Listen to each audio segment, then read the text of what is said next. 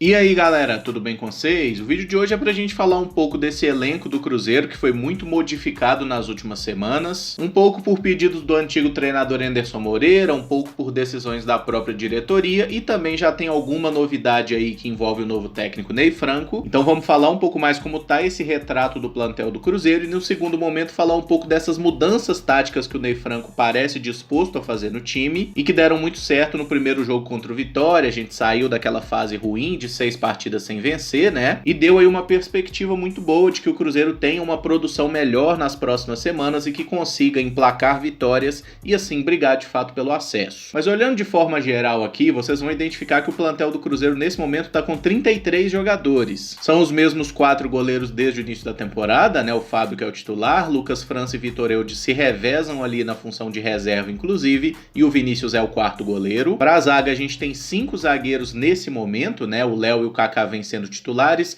Manuel é o primeiro reserva, digamos assim, Marlon e Ramon também são opções que já foram utilizadas. O Paulo é um jovem jogador da base que pode também jogar como lateral esquerdo e até esse momento está integrado, embora ainda não tenha sido relacionado para nenhum jogo. A lateral direita aqui era um problema, né? Tem o Raul Cáceres como dono da posição, embora tenha sofrido aí recentemente de uma lesão. O Daniel Guedes chegou e já está praticamente pronto para estrear e o Rafael vem fazendo algumas partidas, jogou 2 vezes na última semana e aparece bem como uma opção para jogar na lateral direita, para jogar como um meia aberto pela direita e também pode jogar como lateral esquerdo eventualmente. No meio-campo a gente tem algumas figuras bem experientes, né, como Jean, Henrique e Ariel Cabral, o Machado, que conseguiu entrar bem nesse último jogo, o Adriano, que também é uma alternativa que está sendo pouco aproveitada, o Jadson, que hoje é titular do time. E eu coloquei esses jogadores aqui, Regis, Marco Antônio e Maurício, numa função mais de meio-campistas centrais, porque como a gente viu, o Ney Franco mudou um pouquinho a configuração e não está jogando mais naquele 4-2-3-1, que tem um meia atrás do atacante. E mesmo esses meias aqui devem jogar um pouco mais recuados, compondo uma trinca de meio, que daqui a pouco a gente fala um pouco mais sobre isso.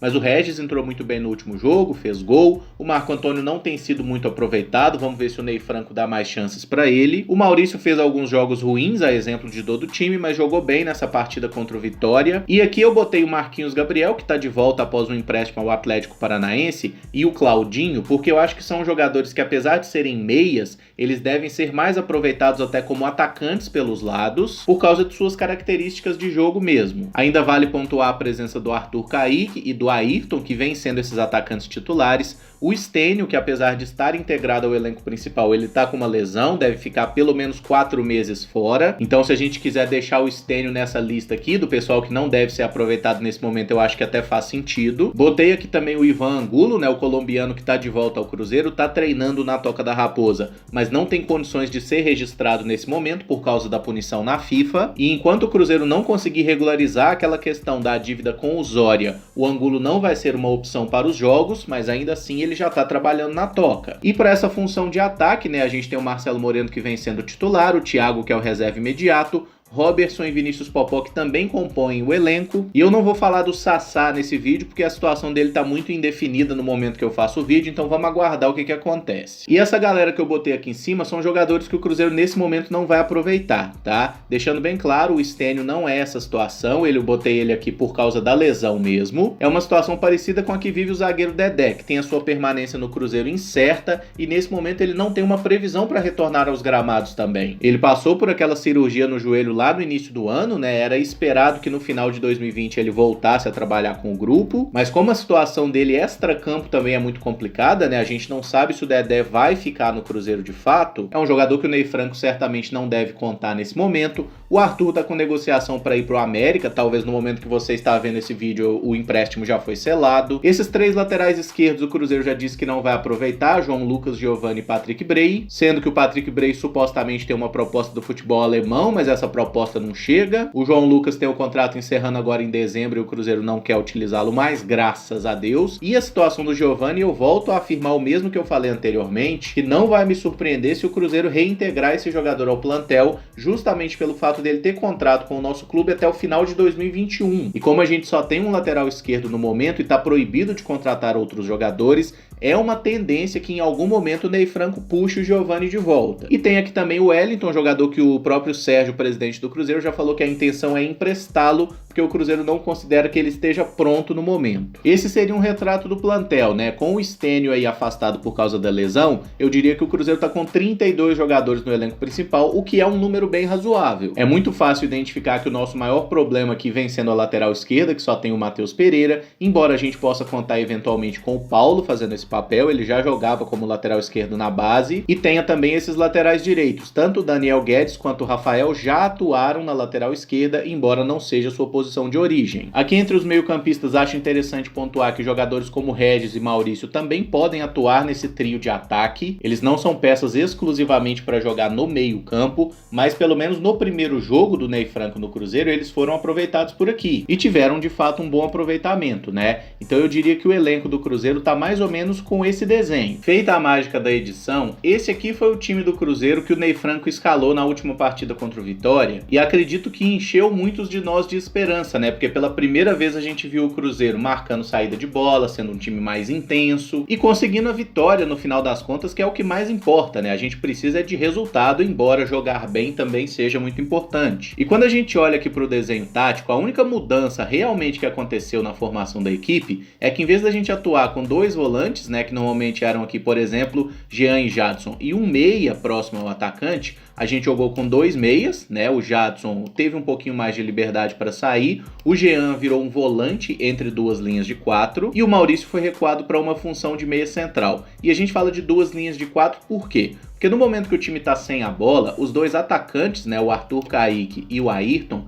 eles voltam para fechar uma linha de 4 aqui na marcação. A gente tem o volante aqui entre essas linhas, sendo o cara que inclusive faz também a saída de bola, e a linha de 4 de sempre na parte defensiva, deixando apenas um jogador um pouco mais protegido no momento sem bola. É um cara que não tem tanta responsabilidade assim, mas ainda assim ele não pode ficar paradão, morto lá no ataque, e nesse aspecto pelo menos o Marcelo Moreno tem essa vantagem, né, porque ele é um jogador que de fato briga bastante no momento sem bola. Mas acho que o que a gente mais gostou de ver foi principalmente que no momento que o Cruzeiro queria retomar essa bola, o Arthur Kaique e o Ayrton vinham fazer um papel de pressão aqui na frente e esses meias também subiam bastante. E o que é essencial quando você faz uma pressão alta no adversário? Que a sua linha de defesa também suba. Então os laterais, o volante e os zagueiros, eles também precisam subir para diminuir o campo. Porque se você deixa um espaço aberto aqui entre esse setor da pressão dos meias e os volantes, o adversário vai sair e vai criar com muita facilidade. E é isso que é a tal da compactação, né? É o time fazer um bloco aqui muito próximo em que ele não perca essa bola, para tentar retomar essa posse rapidamente e organizar outro ataque. E qual é o problema de você jogar com essa linha alta? Os adversários naturalmente vão tentar esticar uma bola nas costas da sua defesa. E é por isso que esse camarada aqui faz toda a diferença, tá? O Kaká é um zagueiro que tem uma velocidade muito rara para jogadores dessa posição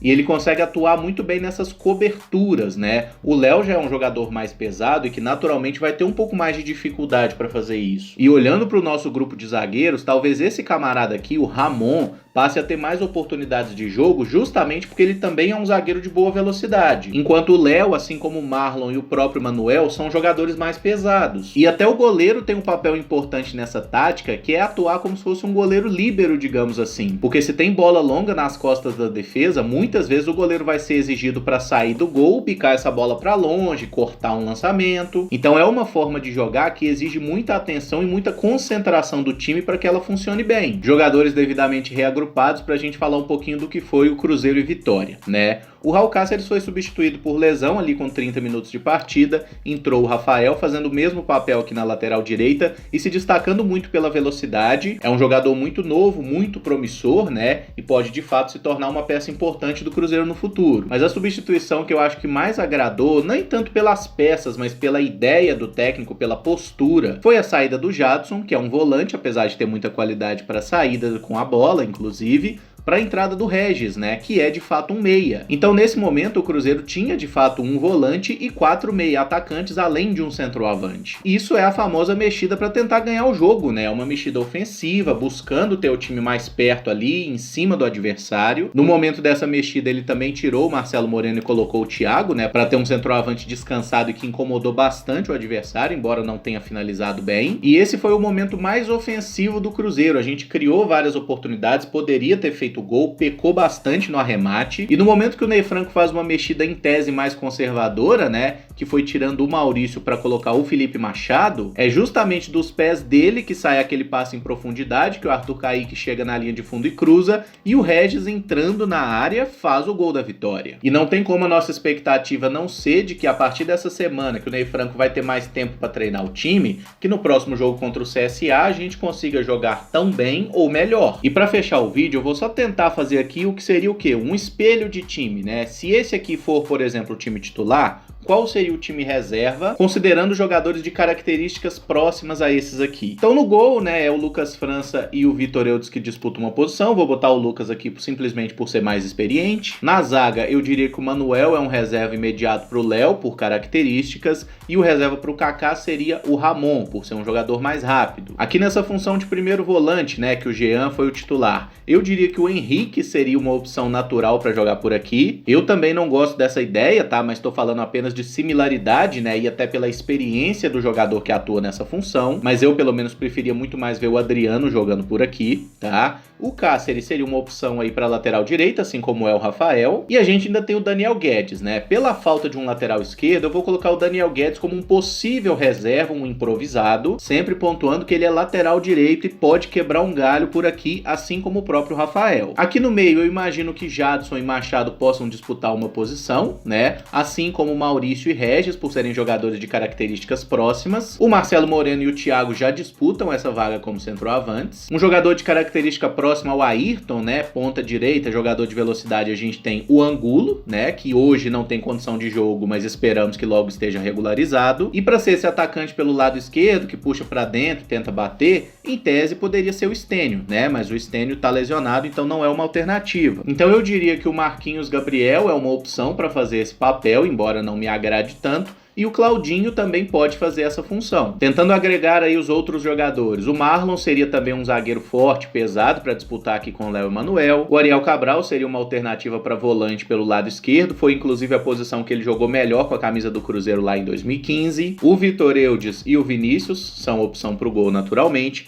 O Paulo seria um zagueiro aqui próximo, com características também, né, de ter mais velocidade e saída. Adriano é outro para ocupar essa função aqui de primeiro volante, embora também possa atuar como um meio-campista que sai mais com a bola. O Marco Antônio, acho que briga aqui com Maurício e Regis, né, para ser esse meia armador, é um jogador de articulação, e que eu acho que nesse esquema com 3 homens de meio campo, ele é muito adequado para o futebol que o Marco Antônio joga. E aí sobra o Vinícius Popó e o Robertson, que são alternativas para centroavantes, e fecharia com o Stênio aqui também opção na ponta direita, que foi inclusive o setor onde o Enderson Moreira mais o utilizou. Rodamos e voltamos aqui àqueles 33 jogadores do início, e eu gostaria de fazer uma pergunta para vocês, que é a seguinte: vocês realmente acham que o elenco do Cruzeiro é ruim? Observem bem essas peças, analisem os outros elencos da Série B que vocês têm conhecimento e me digam: esse plantel do Cruzeiro é ruim? Esse não é um dos 4 melhores elencos da Série B? E isso é uma coisa que eu tenho repetido há muito tempo, respeito quem discorda, mas eu não tenho a menor dúvida que o Cruzeiro tem um dos 4 melhores plantéis da Série B, e a gente tem a obrigação sim de ser protagonista, de jogar um bom futebol, de conseguir os resultados, e torço muito para que isso aconteça logo, que o Ney Franco ajuste o time.